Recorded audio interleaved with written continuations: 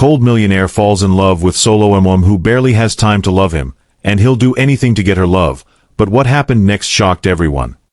The city of New York had always been a place where dreams collided with reality. Its towering skyscrapers whispered promises of wealth and success to those who dared to chase them, while its bustling streets echoed the struggles of everyday life for countless others. Among these stories was one that would soon become legendary, a tale of opposites drawn together by fate, yet separated by circumstance. Alexander Hartwell was not your typical millionaire. At 35, he had built an empire from nothing, rising through sheer determination and ruthless precision. Known as the Ice King in business circles, his reputation preceded him: cold, calculating, and unyielding. He ruled boardrooms like a monarch, his piercing blue eyes scanning every detail, missing nothing.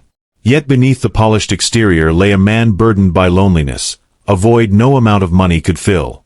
His world revolved around numbers, contracts, and power plays, but deep down, Alexander longed for something more meaningful than another acquisition or merger. Love, however, seemed like a distant concept, something reserved for people with softer hearts and warmer souls, qualities he believed himself incapable of possessing. Then there was Clara Bennett, a woman whose days were dictated by survival rather than ambition. A single mother at 28, she juggled 2 jobs just to keep food on the table and a roof over her head. Her son, Max, was 6 years old, full of curiosity and boundless energy, though his laughter often masked the challenges they faced daily. Clara worked tirelessly as a barista during the day and cleaned offices late into the night, leaving little time for herself. Despite the exhaustion etched into her features, her spirit remained unbroken. She carried herself with quiet strength, finding joy in small moments, a shared joke with Max, the first sip of coffee in the morning, or watching the sunset after a grueling shift. To those who knew her, Clara was a beacon of resilience, proof that love and sacrifice could sustain even the hardest of lives. Their paths crossed on a rainy Tuesday evening outside Manhattan's Grand Central Station. Alexander had just stepped out of a black town car, his tailored coat shielding him from the drizzle, when he noticed her. Clara stood under the flickering street lamp, soaked despite her thin jacket, trying to calm Max, who was crying because his shoe had gotten wet. The sight stopped Alexander mid-stride. There was something about the way she comforted her son, murmuring soft words while cradling him close, that struck a chord within him, a chord he hadn't realized existed until now. He approached cautiously, extending an umbrella without saying a word. Clara looked up, startled, her brown eyes meeting his icy gaze. For a moment, neither spoke. The rain drummed against the pavement, filling the silence between them. Finally, she managed a hesitant thank you, accepting the umbrella with trembling hands. Their interaction lasted only seconds, but it left an indelible mark on both their hearts. As Alexander watched her walk away, Max clinging to her side, he felt an unfamiliar warmth spread through his chest, a sensation so foreign it frightened him. And Clara? She couldn't shake the image of those piercing blue eyes, nor the strange kindness behind them. Over the next few weeks, Alexander found himself inexplicably drawn to places where Clara might be. He began frequenting the cafe where she worked, ordering espresso shots he didn't particularly enjoy, just to catch glimpses of her smile. Each visit revealed new facets of her personality: the way she remembered customers' names, how she hummed softly while steaming milk, the gentle patience she showed even when dealing with difficult patrons. It wasn't long before their conversations grew beyond polite exchanges about lattes and cappuccinos. Slowly, tentatively, they started talking about other things: books, music, childhood memories. Alexander discovered that Clara loved poetry, especially works by Maya Angelou, and that she dreamed of taking Max to see the Northern Lights someday. In turn, Clara learned that beneath Alexander's stoic demeanor lay a man deeply passionate about art and architecture, someone who secretly wished he could paint but feared failure too much to try. But building a connection wasn't easy, not for either of them. Clara's schedule left little room for anything beyond work and Max, and Alexander struggled to reconcile his feelings with the life he'd built. He was accustomed to control, to having everything neatly arranged according to plan. But Clara defied categorization. She was unpredictable, vibrant, and utterly real in ways that unsettled him. Still, he persisted, determined to prove himself worthy of her trust. He offered small gestures at first: a ride home after a late shift, groceries delivered anonymously to her apartment, tickets to a museum exhibit she mentioned wanting to see. Clara accepted these acts with gratitude but remained guarded, wary of letting anyone too close. Life had taught her caution, and she couldn't afford distractions, not when Max depended on her so completely. Despite her reservations, Alexander refused to give up. One chilly autumn afternoon, he arrived at the cafe carrying a sketchpad and pencils. "I thought maybe we could draw something together," he said awkwardly, placing the items on the counter. Clara raised an eyebrow, amused. "You draw?" she teased, though her tone held no malice. "I can try," he replied earnestly. That evening, after closing time, they sat across from each other at a corner table, surrounded by empty chairs and fading sunlight. Alexander hesitated, unsure where to begin, but Clara encouraged him gently, guiding his hand over the paper. What emerged was far from perfect, a clumsy outline of Central Park, but it marked the beginning of something extraordinary. For the first time in years, Alexander allowed himself to feel vulnerable, to embrace imperfection. And Clara, seeing this softer side of him, began to let her walls crack ever so slightly. As winter approached, their bond deepened. Alexander started volunteering at Max's school, surprising Clara by showing up at parent-teacher conferences and holiday events. At first, she questioned his motives, worried he might be using her son to win her affection. But Alexander's genuine care for Max became undeniable. He helped the boy build model airplanes, read bedtime stories filled with dragons and knights, and even braved sledding hills despite his aversion to cold weather. Max adored him, calling him Mr. Alex, with a grin that lit up entire rooms. Watching them together stirred emotions in Clara she hadn't felt in years: hope, longing, fear. Could someone like Alexander truly fit into their chaotic, imperfect world? Or was this all just a fleeting fantasy destined to shatter? Meanwhile, Alexander faced challenges of his own. His colleagues noticed changes in him, how he smiled more often, how meetings sometimes ended early so he could pick up Max from soccer practice. Rumors swirled among the elite circles he frequented, whispers questioning whether the Ice King had finally melted. Some mocked him, others pitied him, but none understood the depth of what he was experiencing. Love, it turned out, was messy and complicated, requiring sacrifices he hadn't anticipated. Yet every time doubt crept in, all it took was one glance at Clara's face, lit by candlelight during a rare dinner date, or framed by frosty air as she laughed at something Max said, to remind him why he was willing to risk everything. By spring, their relationship had evolved into something neither could deny. They spent weekends exploring flea markets, picnicking in Prospect Park, and stargazing on clear nights. Alexander introduced Clara to galleries and symphonies, worlds she'd never imagined stepping foot in.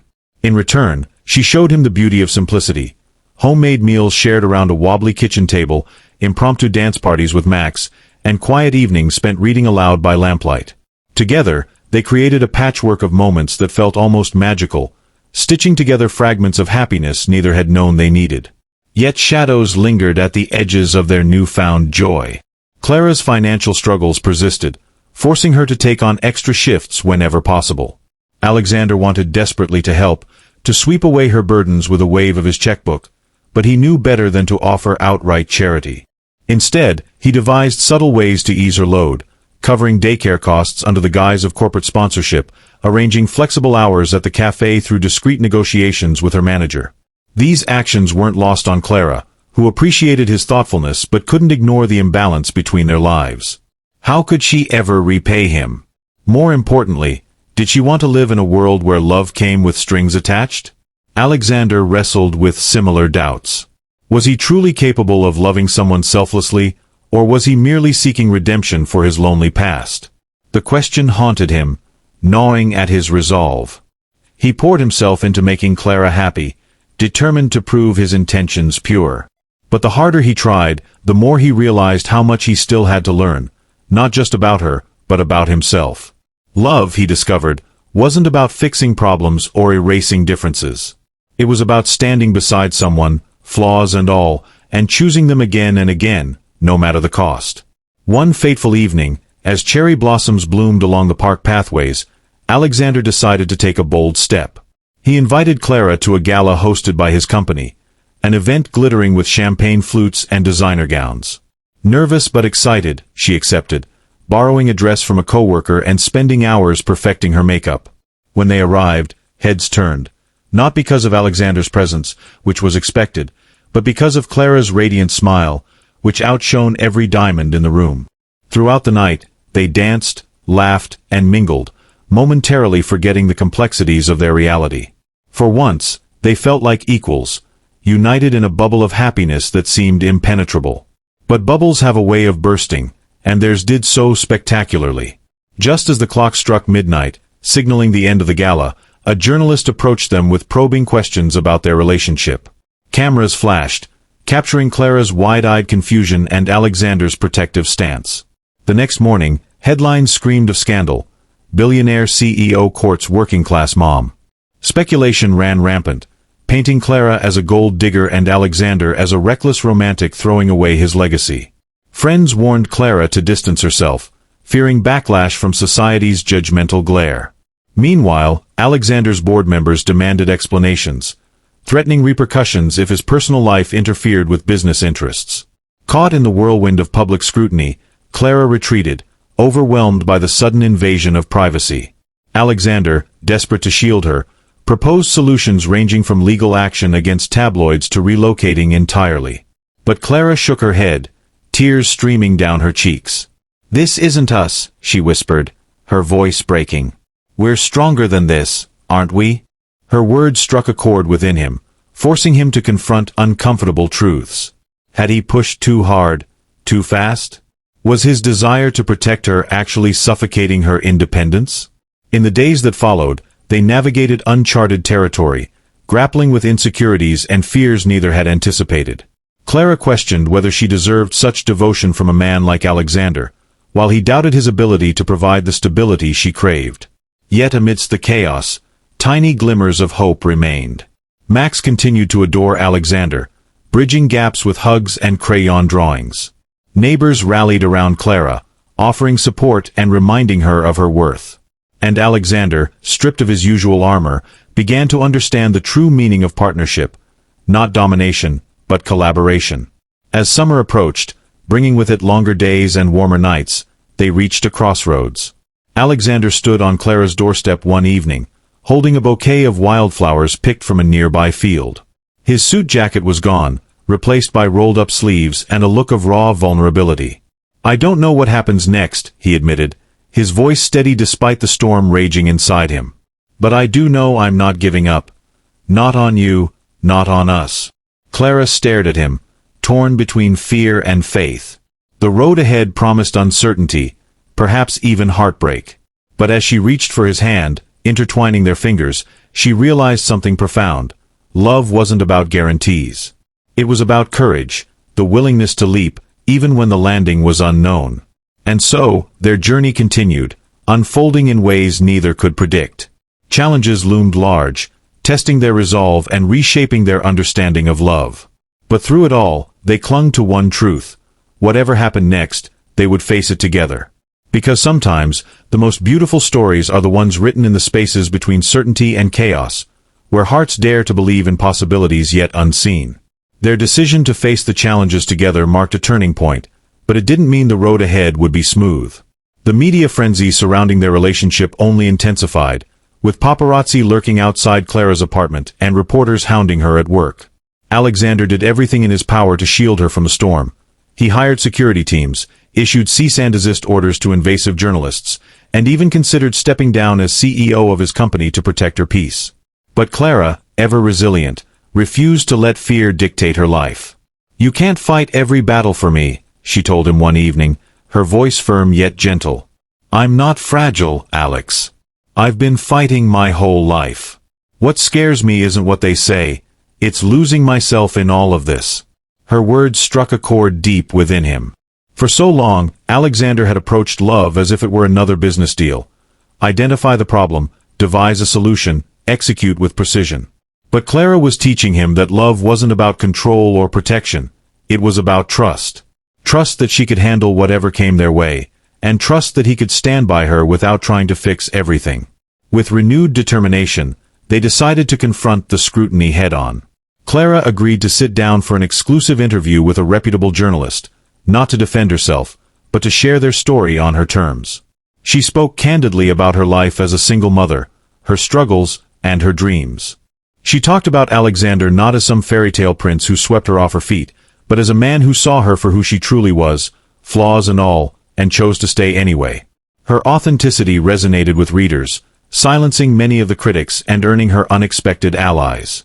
Meanwhile, Alexander made bold moves within his own world. He called an emergency board meeting and addressed the concerns about his personal life affecting the company. "My success has always been defined by taking risks," he said, his tone unwavering. "And right now, the biggest risk I'm willing to take is standing by someone I love. If any of you have a problem with that, then perhaps this isn't the company for you." To everyone's surprise, the board backed him. Some admired his courage. Others recognized the positive attention his relationship brought to the brand. Whatever the reason, the tide began to shift. Slowly but surely, the public narrative transformed from skepticism to admiration. People started seeing them not as a mismatched couple clinging to each other out of desperation, but as two individuals defying societal expectations to build something real. As the months passed, their bond grew stronger.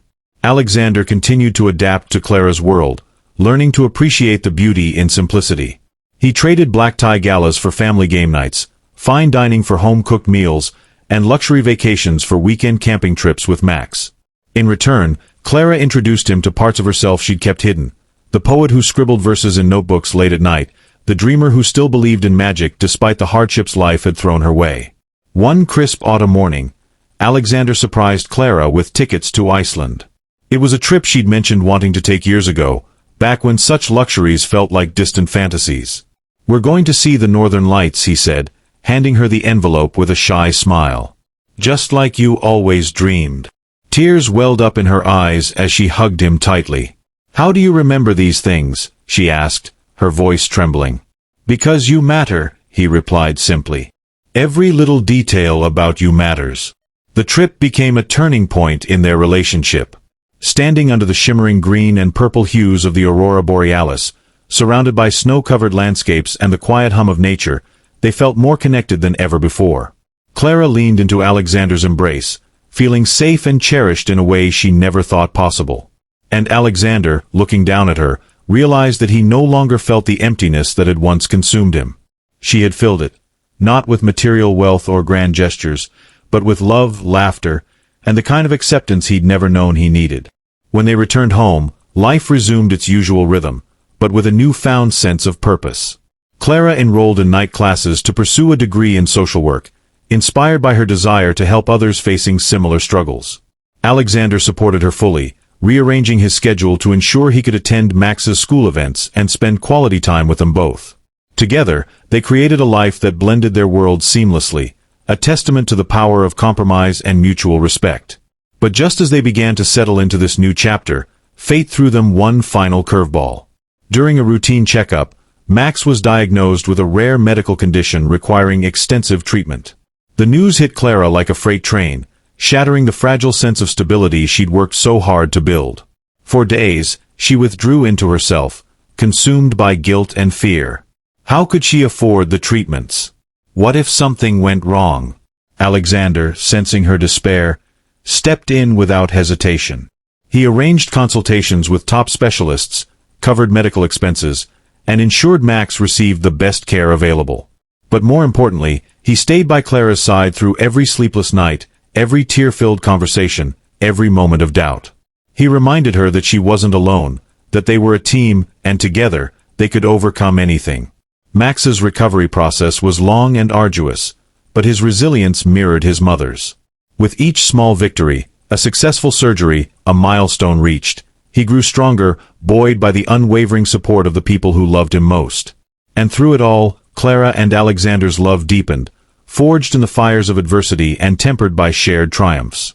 Years later, as they stood on a hill overlooking the city where their journey had begun, Clara turned to Alexander with a soft smile. "Do you remember that rainy night at Grand Central?" she asked. "How could I forget?" he replied, his eyes twinkling.